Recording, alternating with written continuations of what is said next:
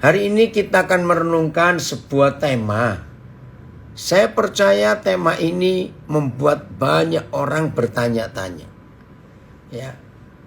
Pengusaha berhati pendeta, pendeta berhati pengusaha. Dua-duanya bisa benar, tapi dua-duanya juga bisa salah. Ya, saya ulangi. Pendeta berarti pengusaha, pengusaha berarti pendeta. Bisa benar dua-dua.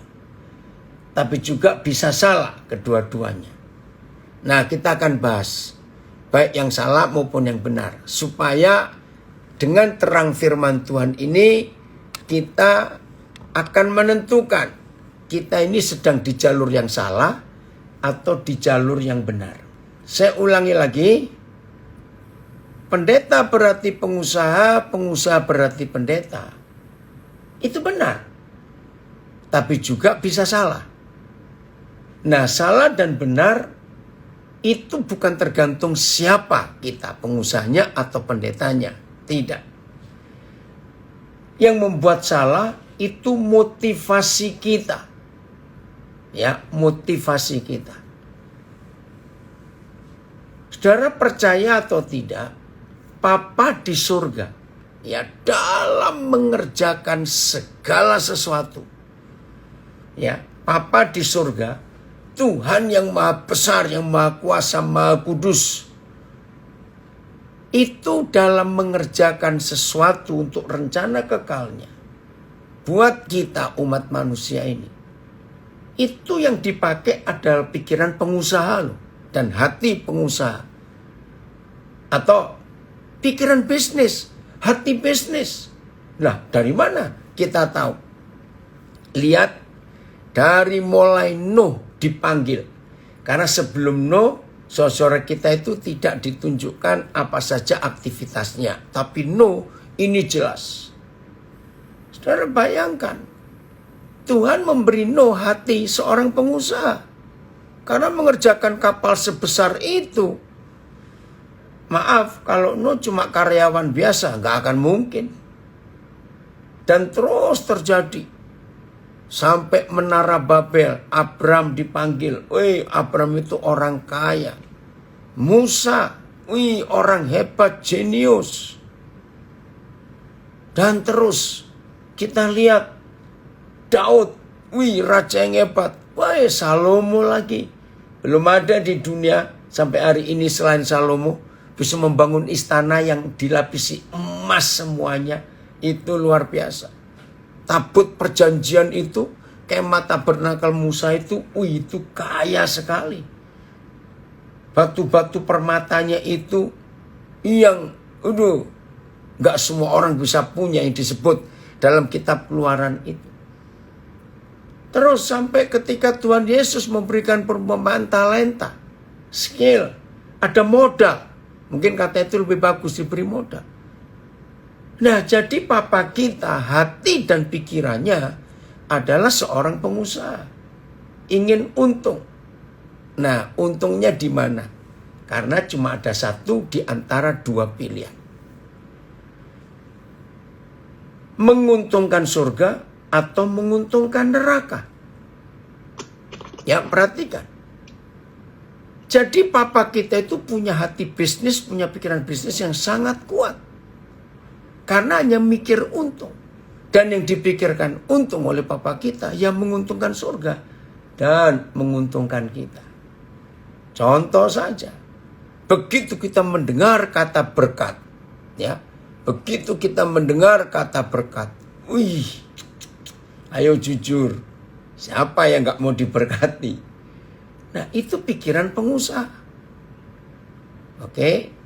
Nah, firman Tuhan yang kita akan pelajari hari ini akan menolong kita motivasi yang benar di dalam perjalanan iman kita, baik sebagai pengusaha maupun sebagai pendeta.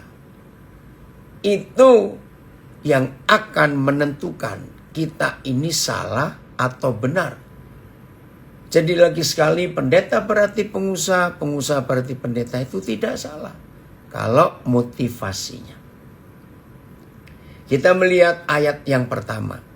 Matius 14 ayat yang ke-14. Kita semua tahu, bayangkan kalau orang hidup tanpa motivasi. Orang itu nggak punya gairah, nggak punya semangat untuk hidup. Pengusaha yang nggak punya motivasi untuk untung, ya usahanya pasti cepat bangkrut. Matius 14 ayat yang ke-14. Saya tunggu. Puji Tuhan, dari mana-mana deh, Salatiga, dari Tanjung Enim, ya. Ada yang menayangkan Alkitab? Oke, terima kasih An. Ini saudara kita dari Samarinda.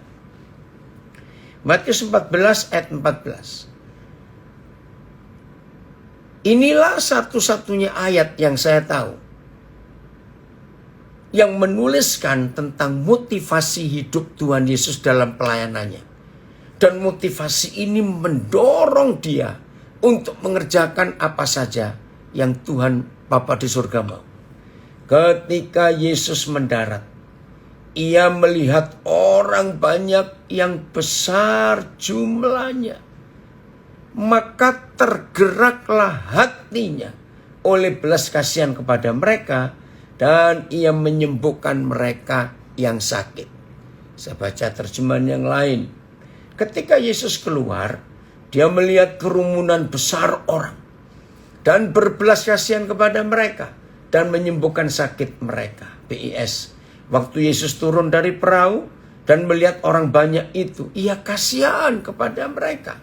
Lalu ia menyembuhkan orang-orang yang sakit di antara mereka. TSI.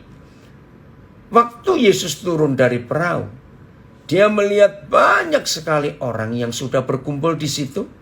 Dan dia merasa kasihan kepada mereka. Lalu dia menyembuhkan orang-orang sakit di antara mereka. Nah, FAYH, makin banyak kita membaca berapa terjemahan, kita makin diperkaya oleh pengertian itu. Jadi, ketika Yesus keluar dari padang gurun, sekumpulan orang banyak sudah menunggunya. Yesus merasa kasihan kepada mereka. Dan yang sakit disembuhkannya. Oke, saya akan gunakan kata compassion. Nah, kalau seorang mendengar kata compassion. Wah, luar biasa. Nah, inilah ayat, inilah firman yang memberitahu kita compassionnya Tuhan itu apa? Untuk menyatakan kasihnya kepada dunia. Compassion. Tergeraklah hatinya. Oke, saya beri contoh karena ini pertemuan Full Gospel Businessman Fellowship Internasional atau persekutuan pengusaha pria-pria, pengusaha Kristen full Angels penuh yang internasional. Kalau ada di antara saudara pengusaha, contoh pabrik sepatu, saudara punya pabrik sepatu, ya terkenal lagi pabrik sepatu saudara. Suatu hari saudara pergi ke satu tempat, satu daerah yang saudara belum pernah pergi. Begitu sampai di tempat itu, wih, saudara melihat, penduduknya padat juga ya. Jujur, mikir apa sebagai pengusaha sepatu? Melihat manusia begitu banyak. Sama seperti pengusaha restoran. Restoran saudara laris, terkenal di tempat itu. Suatu hari ada teman mengajak saudara untuk pergi ke satu tempat yang saudara belum mau pergi. Wih, ternyata penduduknya padat juga. Ngerti ya? Maka hati pengusaha dan pikiran bisnis akan muncul. Wah, kalau aku buka toko sepatu di sini, kalau aku bisa buka cabang rumah makan di sini, restoranku itu tidak dosa. Dan memang seharusnya begitu sebagai pengusaha. Mikirnya untung terus. Ya, jadi jangan takut mendapatkan untung. Nah, tapi ini masalahnya. Dalam ilmu bisnis yang disebut kapital dan jadilah kapitalisme, itu unsurnya negatif sebetulnya. Ya, maafkan saya bagi yang belum tahu supaya tahu. Karena setiap orang yang bisnis itu harus mikir untung. Dan itu tidak salah. Tapi masalahnya, ini hukum alam. Setiap kali ada pengusaha yang untung, dengar baik-baik, itu pasti ada yang dirugikan. Tidak mungkin ada orang untung kalau nggak ada yang dirugikan. Ini hukum. Dan itu nggak bisa dihindari. Nah, ini yang salah. Kalau mencari untung dengan merugikan orang lain, tetapi tidak punya. Nah, bersyukur ya. Kira-kira 15 tahun terakhir, kalau saya salah saya minta maaf. Ada sebuah teori dalam bisnis. Dan saya percaya yang menemukan itu pasti anak Tuhan. Pernah dengar kata CSR?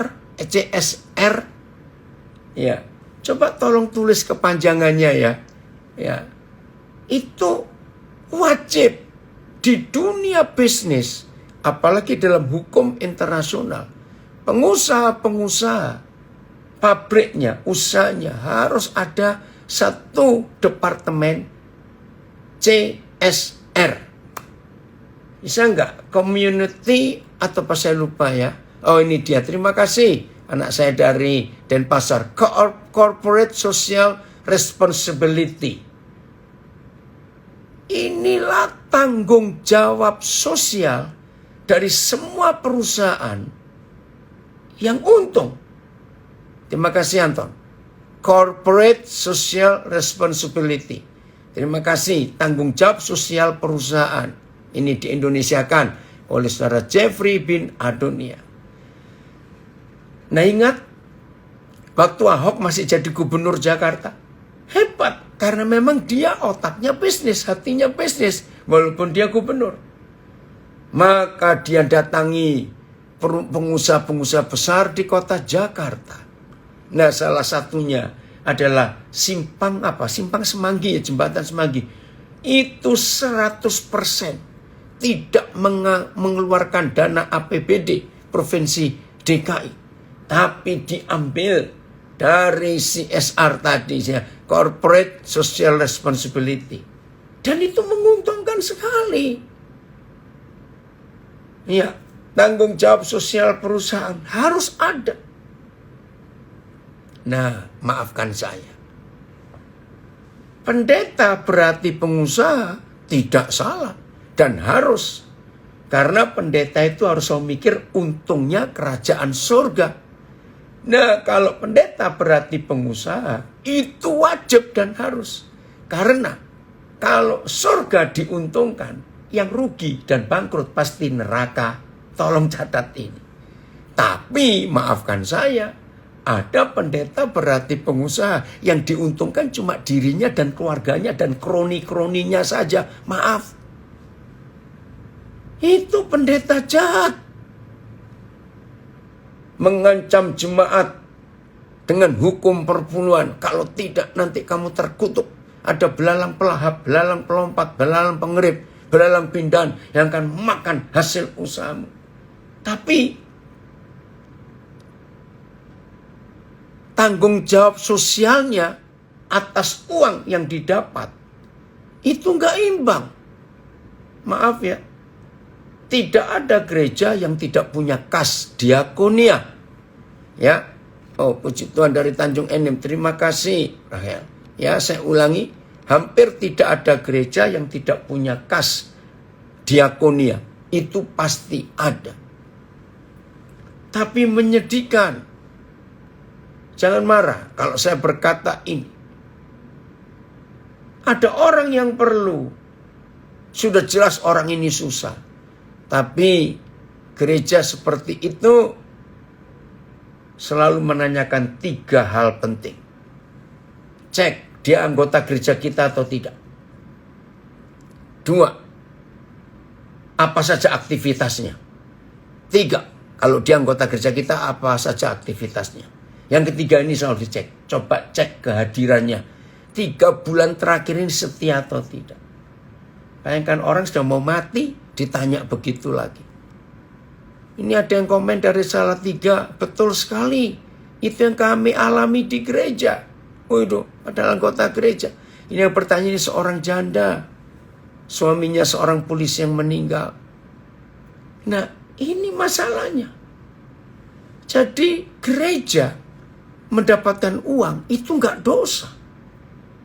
Gereja mengumpulkan uang dari jemaat tidak dosa.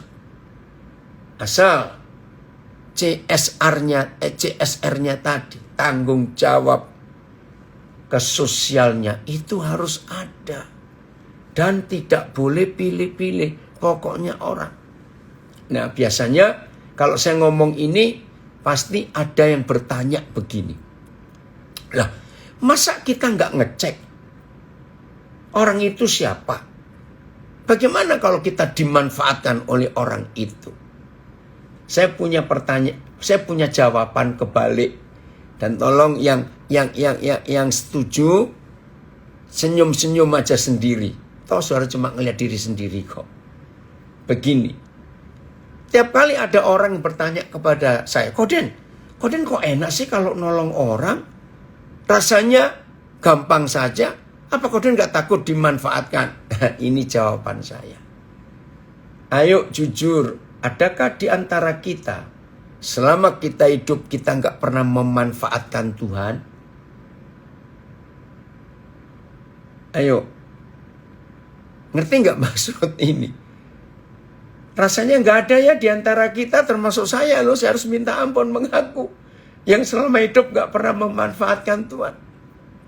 Jadi, kalau ada orang memanfaatkan kita, jawabannya impas. Satu sama.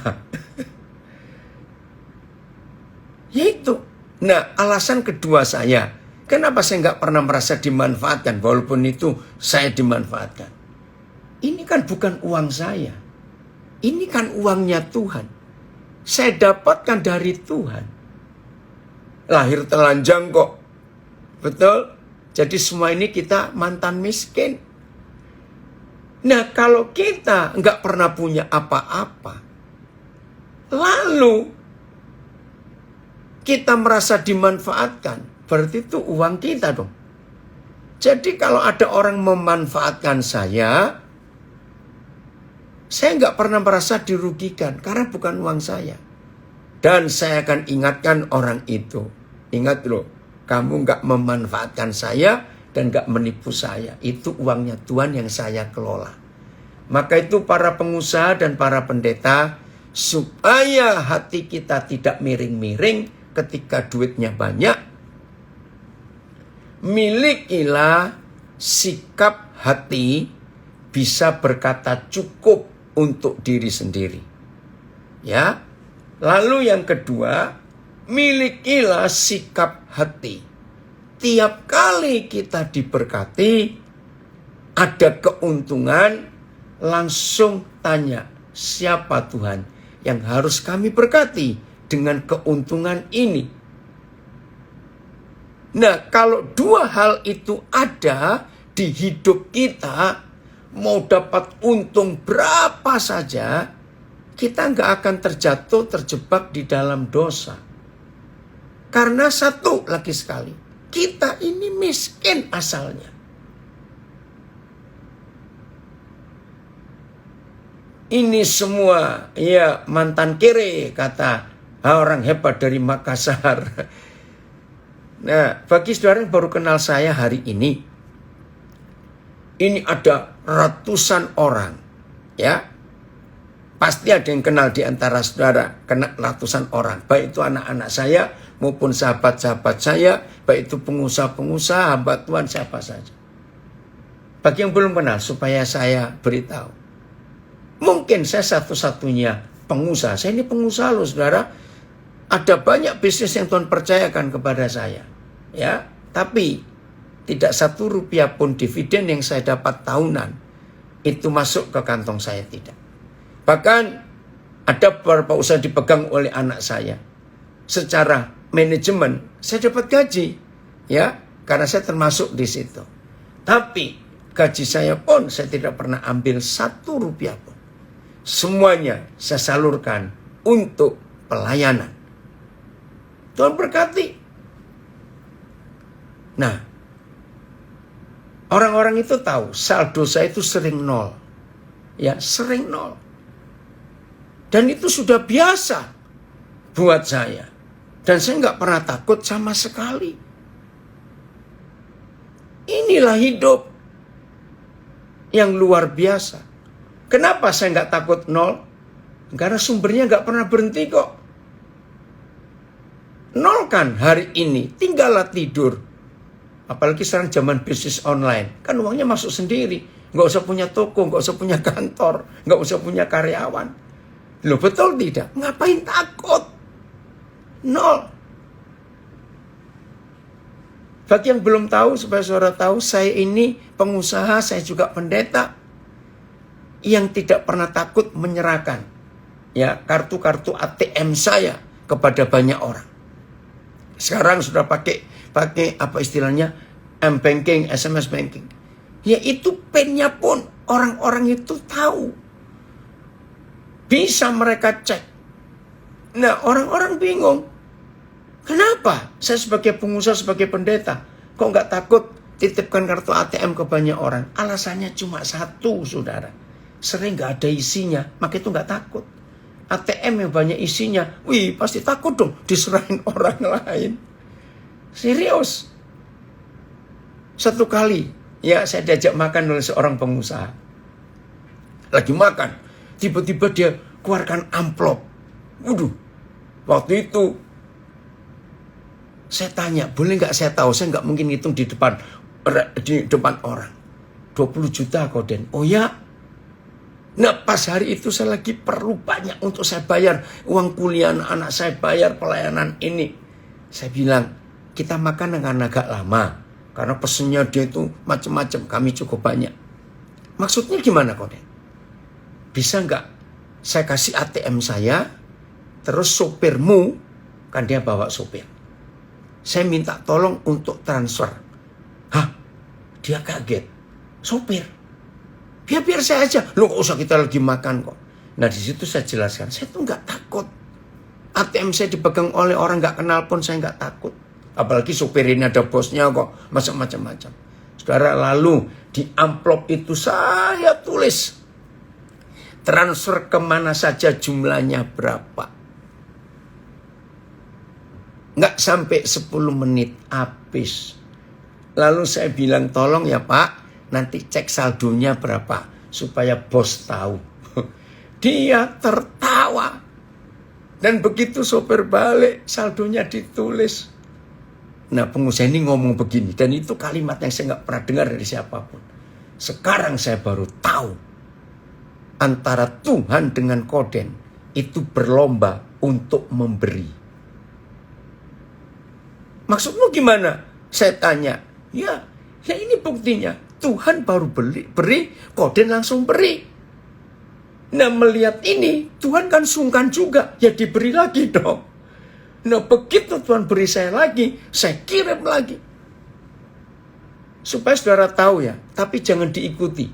Ya jangan diikuti kalau saudara nggak sanggup. Saya nggak tahu kenapa diberi hati seperti itu.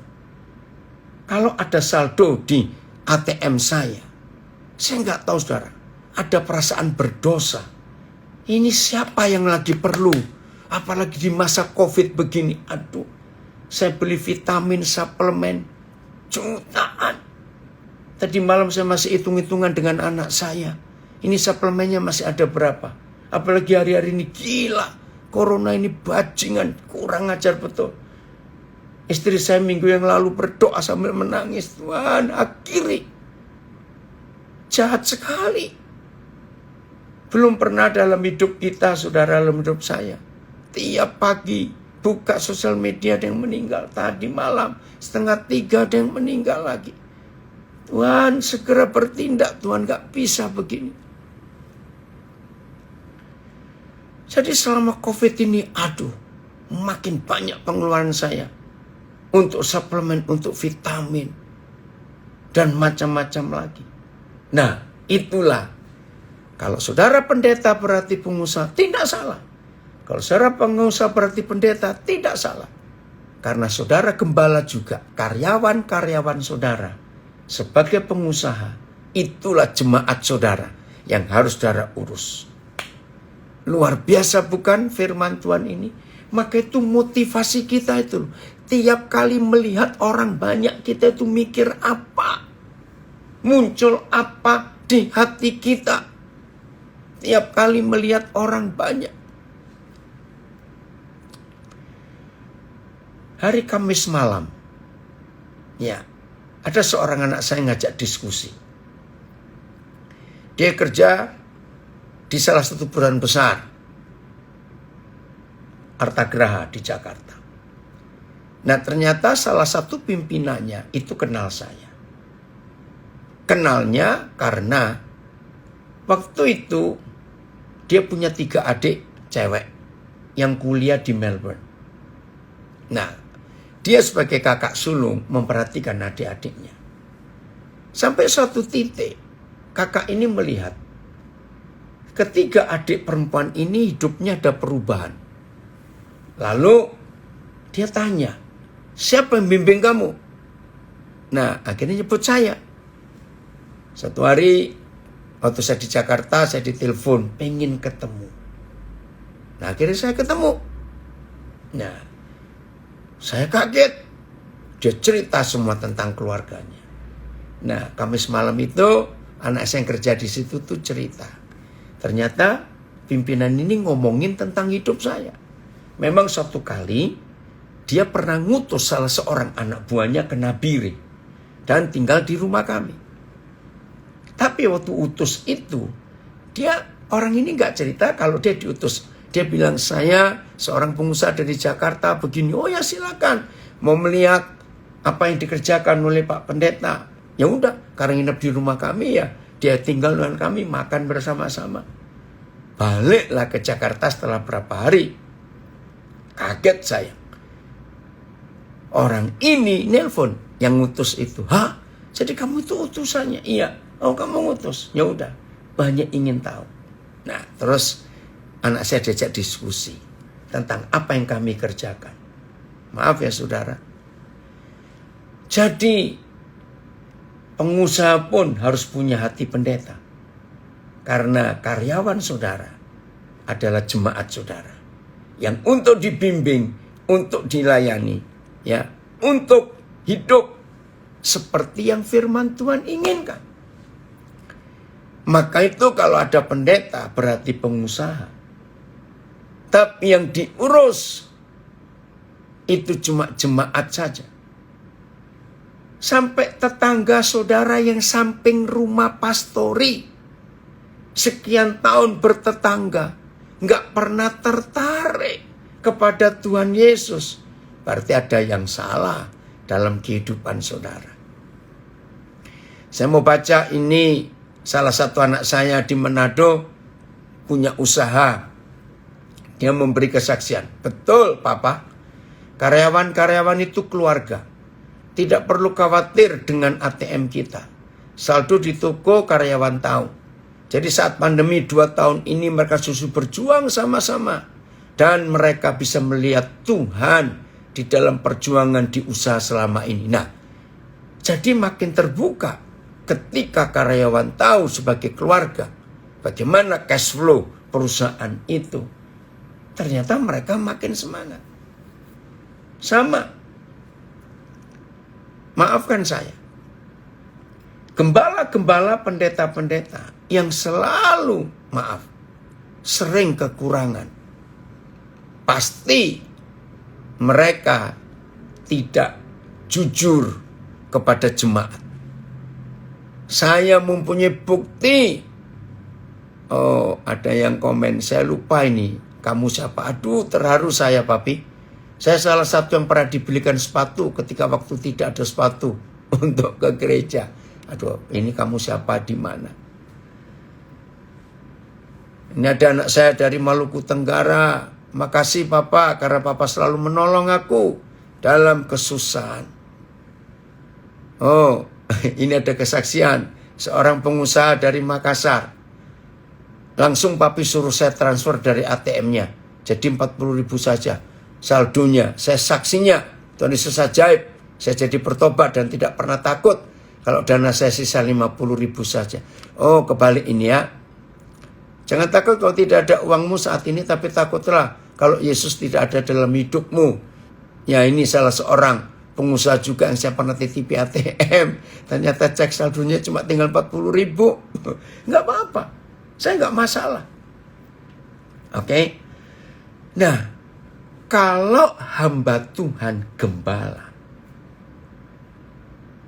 sering kekurangan, itu kemungkinan besar nggak pernah jujur keuangan keluarga kepada jemaat.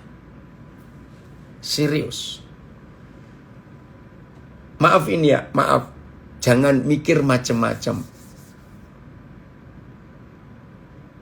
Inilah cara Tuhan. Kalau kita jujur, ya kalau kita jujur, Tuhan gak akan tinggal diam. Maaf, saya harus bacakan ini. Kesaksian dari Sumba.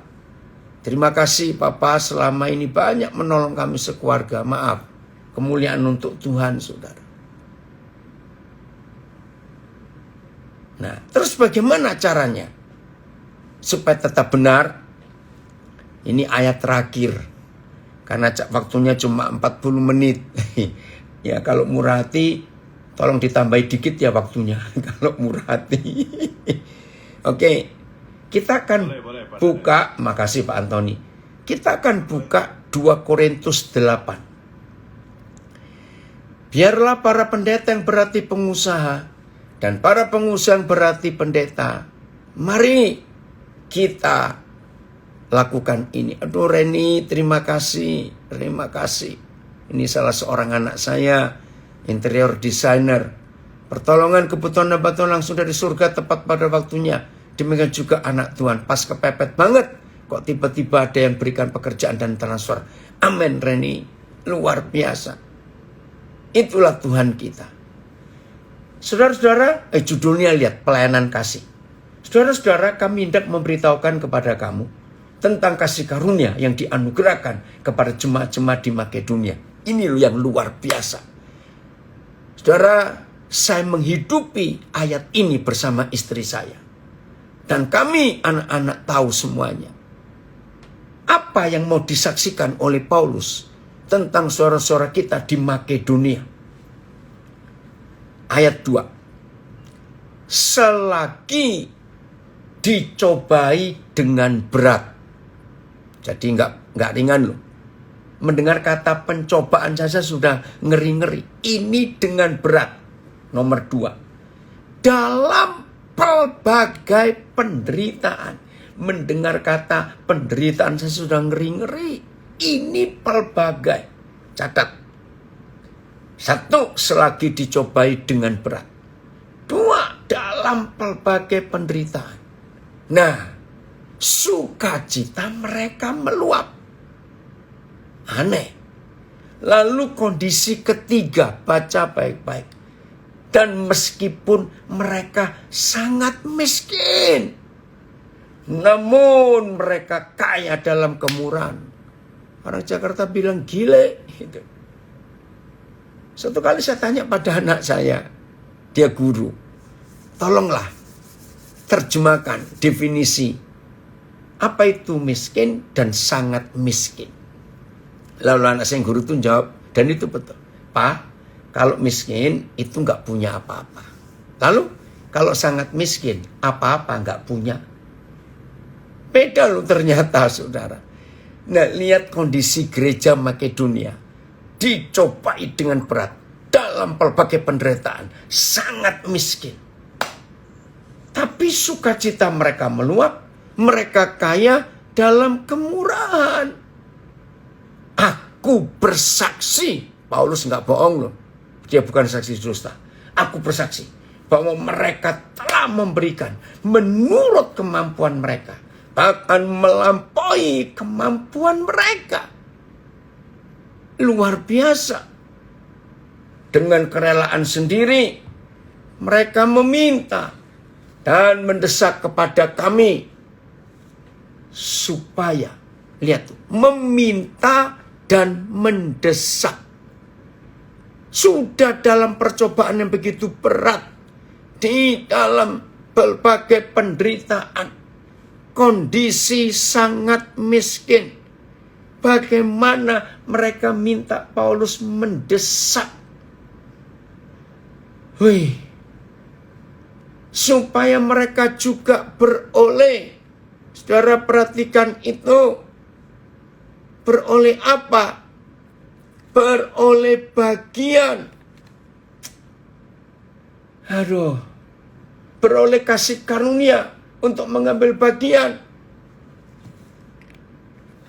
Ini gak main-main sikap mereka itu, saudara. Maka itu kita sebagai anak-anak Tuhan harus menyontoh, meneladani gereja Makedonia ini. Untuk mengambil bagian dalam pelayanan kepada orang-orang kudus. Gak punya apa-apa. Apa-apa gak punya. Ini dia. Kalau kita mau mengikuti.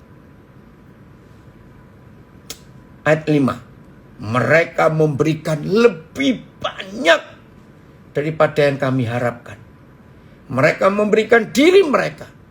Pertama-tama kepada Tuhan. Kemudian oleh karena kehendak Tuhan juga kepada kami. Oke? Nah inilah gereja yang benar. Gereja Makedonia sangat miskin. Mengalami penderitaan yang macam-macam, dicobai dengan berat. Tapi hatinya, hati pengusaha, mau memberi di dalam ketidakmampuan. Tapi banyak pengusaha dan pendeta yang hatinya salah. Uangnya banyak tapi pura-pura miskin, maafkan saya. Ini miskin tapi jadi kaya. Karena bisa berbagi. Ayat 9. Langsung ayat 9. Saudara, supaya saudara dan saya, baik saya pendeta dan pendeta-pendeta lain, milikilah hati pengusaha, dan pengusaha-pengusaha milikilah hati pendeta. Dan 2 Korintus 8 ayat 9 inilah barometernya, standarnya. Saya ulangi. Ya, supaya para pendeta yang berarti pengusaha tidak dinyatakan berdosa, dan supaya para pengusaha yang berarti pendeta juga tidak pelit, tetap benar di hadapan Tuhan. Maka 2 Korintus 8 ayat 9 ini standarnya. Nah di ayat inilah CSR tadi, Corporate Social Responsibility, itu dikerjakan dengan baik. Saya kagum pada firman Tuhan ini. Maka itu kalau gereja kita uangnya banyak, ayo cari orang susah kita bagi. Tinggallah tidur, besok air itu naik lagi sumurnya, air sumurnya. Begitu pula para pengusaha jangan takut. Cash flow harus dibagi untuk membesarkan usaha, itu wajib. Wajib, tak boleh tidak. Lalu mikir kebutuhan keluarga. Untuk kebutuhan keluarga harus bisa berkata cukup. Kalau enggak itu anak minta macam-macam. Yang ketiga baru ayo berbagi. Ya gampang kok. Cuma tiga saluran itu. Ya. Usahakan keuntungan harus kembali untuk modal. Tambah sekian persen terserah. Lalu untuk keluarga harus bisa berkata cukup. Lalu untuk berbagi terserah saudara. Oke, saya baca. Karena kamu telah mengenal kasih karunia Tuhan kita Yesus Kristus. Apa yang kita kenal tentang kasih karunia-Nya? Bukan cuma dia mati di kayu salib buat kita, mencurahkan darahnya, dia tebus kita. Bukan cuma itu. Ini loh kasih karunia. Bahwa ia, Yesus, yang oleh karena kita, saya ganti langsung kita ya, menjadi miskin. Sekalipun ia kaya. Supaya kita menjadi kaya oleh karena kemiskinannya. Nah, ternyata ayat ini tenses waktunya present continuous tense. Artinya sebuah peristiwa yang terulang terus-menerus. Wih, luar biasa. Jadi begini loh saudara, Tuhan Yesus itu ekstrem. Tahu kata ekstrem? Ekstremnya di sini. Dia sering miskin total. Tapi dia juga sering kaya total. Nah, antara kaya dengan miskinnya Tuhan Yesus itu jaraknya cuma selangkah. Begini ceritanya. Nah, saya hidupi ayat itu. Maka itu anak-anak saya, orang-orang yang tahu saya, tahu cara hidup saya. Saya hidupi ayat ini. Begini. Misalnya hari ini kita adalah rombongan pertama orang miskin yang jumpa Tuhan Yesus. Hari ini ya, pagi ini ya, puji Tuhan. Yang di negara lain, Amerika masih malam, ya dengarkan. Pagi ini kita gerombolan miskin yang pertama. Berjumpa Tuhan Yesus yang kaya raya. Begitu Tuhan Yesus jumpa kita, aduh, jatuhlah belas kasihannya. Ingat tadi Matius 14 ayat 14. Begitu Tuhan Yesus melihat orang-orang miskin yaitu kita, hatinya tergerak oleh belas kasihan. Dia berikan semua kekayaannya kepada kita. Dan begitu dia berikan kepada kita semua kekayaannya, dia langsung miskin detik itu juga. Kita jadi kaya. Wah, luar biasa. Nah, ini kebenaran yang saya terima. Karena dia Tuhan. Percayalah, nggak lama lagi dia kaya lagi. Wih, haleluya. Baru kaya sebentar, rombongan miskin kedua muncul. Ayo jawab. Terus Yesus ngapain lagi? Miskin lagi. Karena dia Tuhan, nggak lama dia kaya lagi. Baru kaya sebentar, rombongan miskin ketiga muncul. Nah, cukup sampai 3 dulu ya. Nah, saudara dan saya yang sekarang kaya, padahal mantan miskin. Jujur jawab. Sering ketemu orang miskin tidak? Ayo, maaf ya, saya punya kalimat kasar dan jahat. Kalau sampai ada orang berkata, saya kok nggak pernah ketemu orang susah ya? Kalimat saya, kamu picek dan budek. Catat kata ini. Sadis. Kalau sampai ada hamba Tuhan, ada pengusaha berkata, aku kok nggak pernah ketemu orang susah ya. Ngeri. Itu yang tercatat di Wahyu pasal 3. Gereja Laodikia, kamu tuh miskin, buta, dan telanjang. Padahal kamu kaya, kata Tuhan Yesus. Ngeri, saudara. Itu Wahyu 3. Nah, saudara dan saya yang mantan miskin menjadi OKB. Istilah OKB tahu? Orang kaya baru. Baru kaya sebentar, ketemu rombongan miskin. Oh, ada komen dari Palembang ini. Sebentar, saya harus baca ini. Sering ketemu orang kaya yang pura-pura miskin. Langsung diformalin aja orang kaya begitu. Diawetkan masuk museum. Maaf. Nah, begitu kita yang mantan miskin jadi kaya, baru kaya ketemu orang miskin. Ayo kita bagikan. Langsung kita jadi miskin. Tapi jangan takut. Oh Yuda, terima kasih ikut gabung. Ini sahabat baik saya dari masih SMA dulu. Jangan takut miskin, saudara. Karena kita dekat sumbernya, yaitu bersatu dengan Tuhan Yesus. Amin. Maka kita kaya lagi. Belum nikmati. Rombongan miskin berikut datang lagi. Dan kalau 2 Korintus 8 ayat 9, semua kita, baik para pendeta, para pengusaha, melakukannya, maka dunia nggak ada orang miskin lagi. Jadi saudara, kita harus tahu ini konsepnya.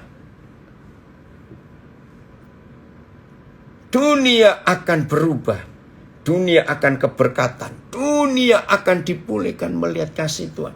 Kalau 2 Korintus 8 ayat 9 kita genapi dalam hidup kita.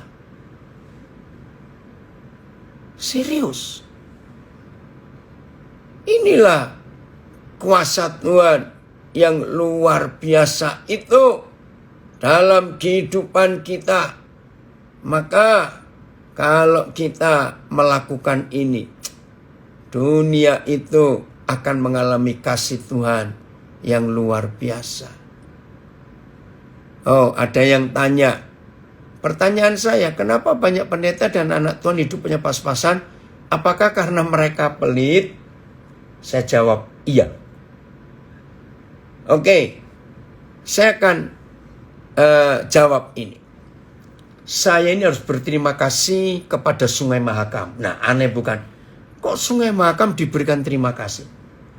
Saudara, seumur-umur saya hidup, baru tahun 75-76 itu, ketika saya ada di Sungai Mahakam, ya mulai dari Melak sampai ke Hulu, ya saya nggak tahu sekarang kampung yang terakhir saya datangi waktu itu namanya Rukun Damai, itu di bawah data bilang, waduh, itu masuk ke sana tahun itu orang bilang giram, jeramnya itu mengerikan sekali.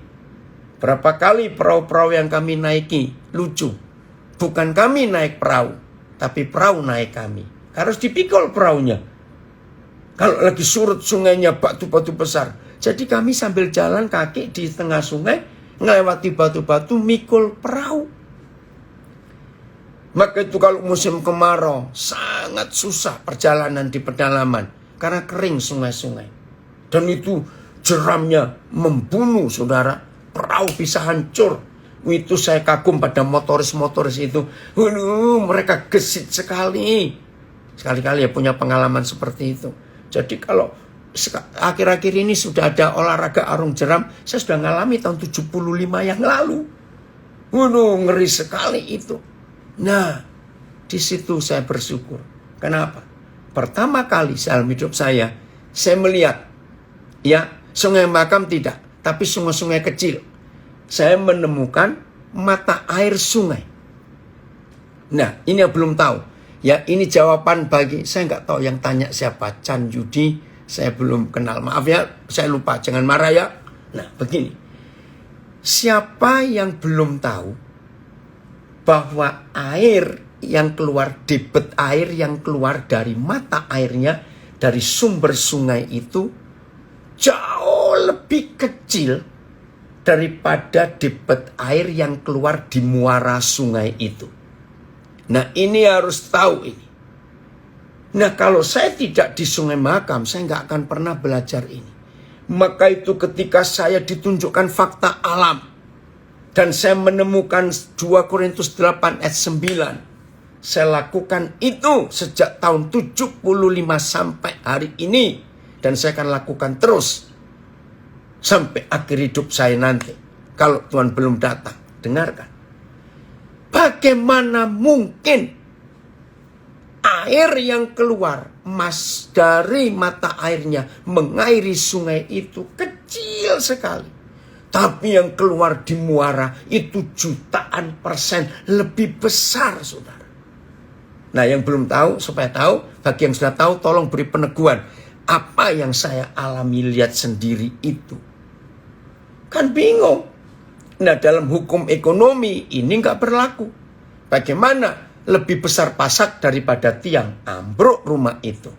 Bagaimanapun dalam hukum ekonomi, pengeluaran tidak boleh lebih besar dari pemasukan.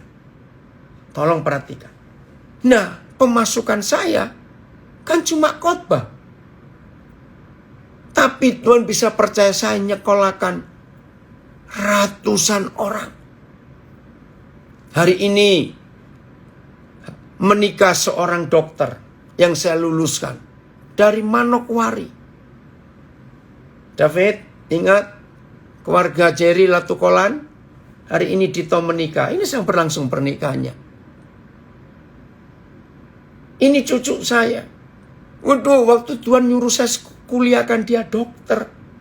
Itu dokter yang ke-14 yang saya luluskan. nggak ada uang. Tapi Roh Kudus dorong. Oke, luar biasa Tuhan. Nah, ketika orang tuanya tahu bagaimana saya berjuang untuk dapat uang ratusan juta loh saudara untuk biayai dokter. Sebetulnya mereka sudah nolak. Jangan papi, kami tahu papi susah. Enggak, Tuhan yang nyuruh anakmu ini jadi dokter. Luar biasa. Ya ini saya pakai prinsip sungai itu. Nah, bagaimana bisa nyekolahkan dokter kalau pemasukannya cuma dari khotbah saja? Saya khotbah sehari harus berapa ratus kali. Maaf, saya cuma ngomong.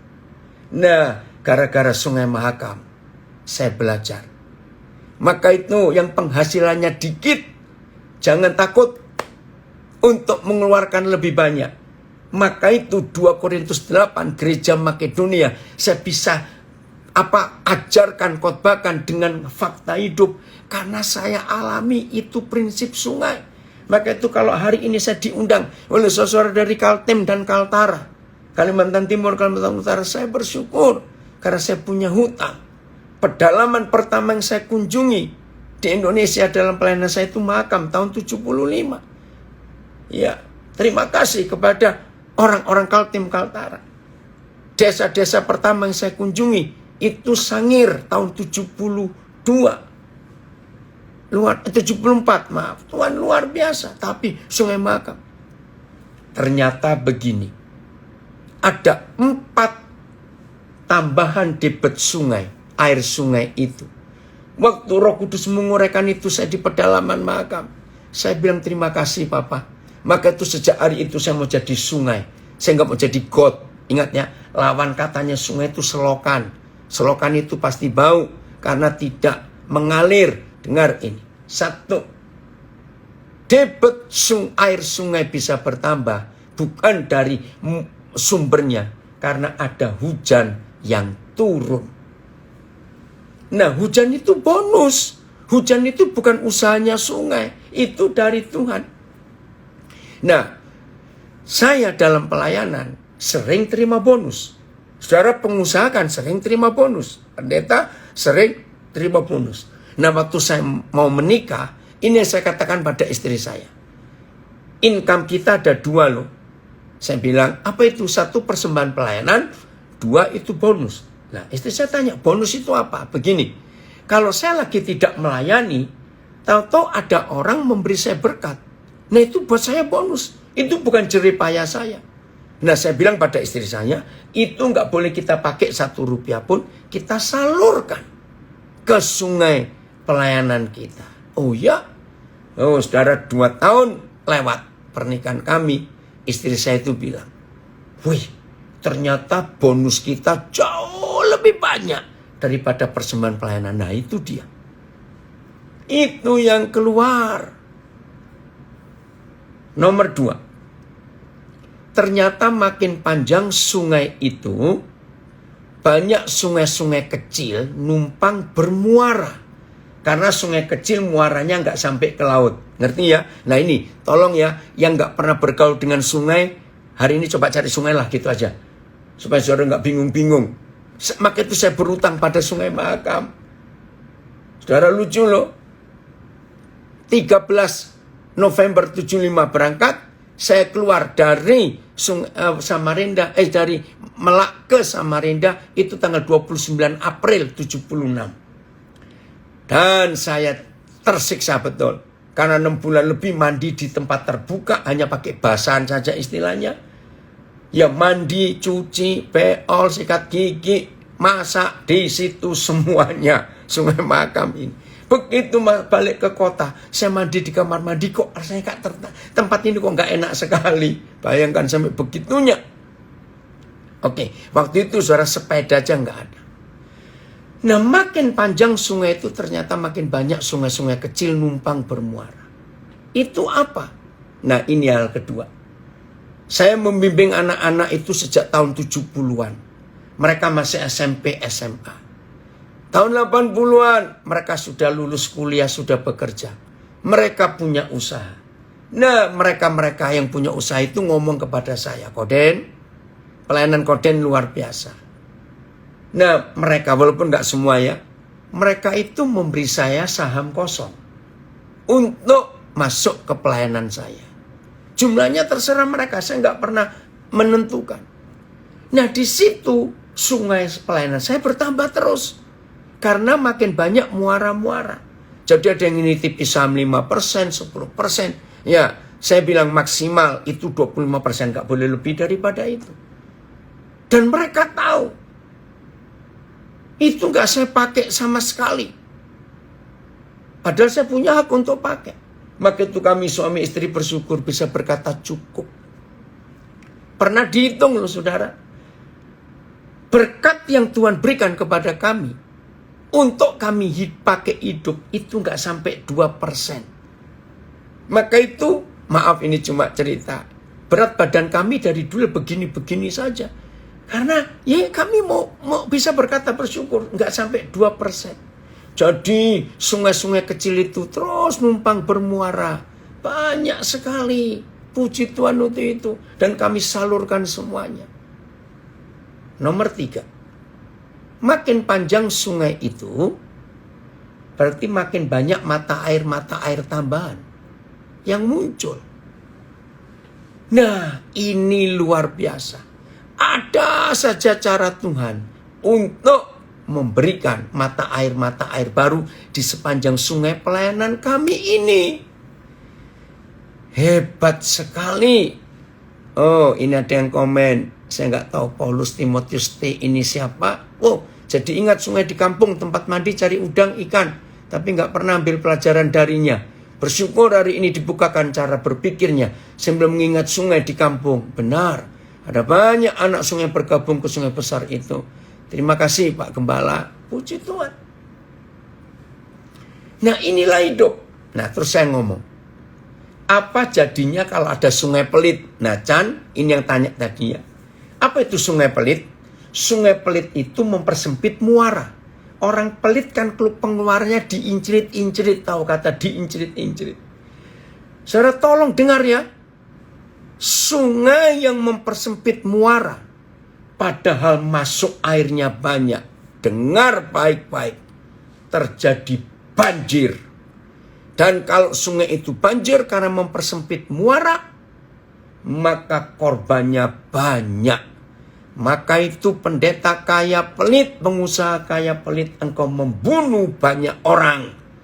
Karena air yang melimpah di sungai hidupmu tidak kamu bagi. Catat ini baik-baik.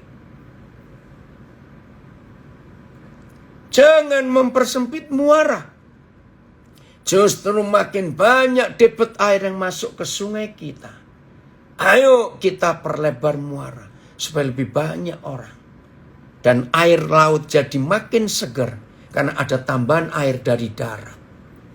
Luar biasa sistem sungai ini. Maka itu sampai hari ini kami gak pernah kekurangan. Bahkan lebih terus walaupun sering nol saldonya. Yang kedua, apa jadinya kalau ada sungai rakus?